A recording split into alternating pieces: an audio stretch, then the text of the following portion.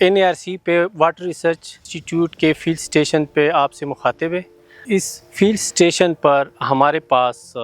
Irrigation کے different technologies کے بارے میں آپ کو بتاتا چلوں کہ یہاں پر ہمارے پاس سرفیس ایریگیشن ٹیکنالوجیز ہیں، ہائی ایفیشینسی ایریگیشن ٹیکنالوجیز میں ڈرپ ایریگیشن ٹیکنالوجیز ہیں، اسپرنکلر ایریگیشن ٹیکنالوجیز ہیں۔ تو یہاں پر جو ہمارا مین مقصد ہے وہ یہ ہے کہ ہم فارمر کو دکھا سکے کہ مختلف ٹیکنالوجیز ہے ان کو ہم دکھا سکے، اس پہ ہم ٹریننگ دے سکے۔ یہ ہمارا یہاں پر مین موٹو ہے اس فیلڈ اسٹیشن پر، اور ساتھ میں ہم اس پہ ریسرچ بھی کرتے رہتے ہیں۔ تو جو میں نے آپ سے بات کی کہ سرفیس ایریگیشن میں عام طور پر فارمر تو فلڈنگ ہی کرتا ہے، لیکن ہمارے پاس ریز بیڈ ہے، ریج ایریگیشن ہے، کنٹور ایریگیشنز ہے، تو وہ ہم دکھاتے بھی ہیں اور اس میں پھر ہم فارمر کو سمجھاتے بھی ہیں کہ اس میں پانی کا یوز کتنا ہو رہا ہے عام کنونشنل ایریگیشن میتھڈ سے۔ اور دوسرا جو میں نے آپ سے بات کی کہ ڈرپ ایریگیشن میں ایک تو عام فنامنا ہے ڈرپ، تقریباً ہر کامن آدمی اس کے بارے میں جانتا ہے، لیکن ڈرپ کے ساتھ ساتھ جو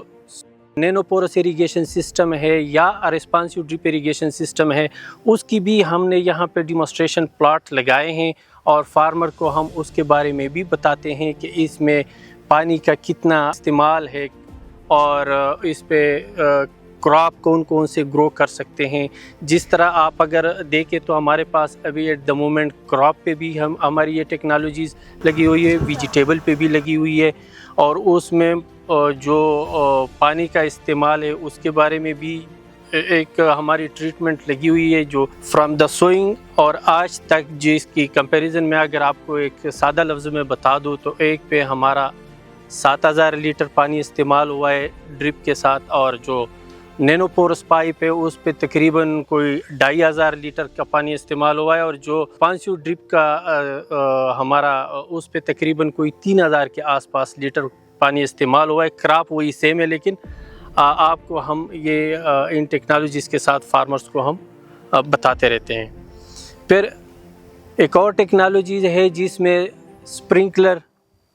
ایریگیشن سسٹم ہے، یا سینٹر پیوٹ ایریگیشن سسٹم ہے، یا رین گن ٹیکنالوجیز ہے، جو کہ یہاں پر ہم نے ڈیمونسٹریٹ کیے فارمر کو بتانے کے لیے، اور فارمر ہم اس پہ ان کو ٹریننگ بھی دیتے ہیں، ان کو بتاتے بھی ہے سارا کچھ اس کے بارے میں۔ ہمارے پاس جو لوگ آتے ہیں اس میں فارمر شامل ہے، پالیسی میکر شامل ہے، NGOs INGOs شامل ہے، یہ جو پولیٹیشنز ہے یہ آتے ہیں ہمارے پاس، بیوروکریٹس آتے ہیں ہمارے پاس، اکیڈمیا سے لوگ آتے ہیں، اسٹوڈنٹس آتے ہیں from school, colleges and universities, اور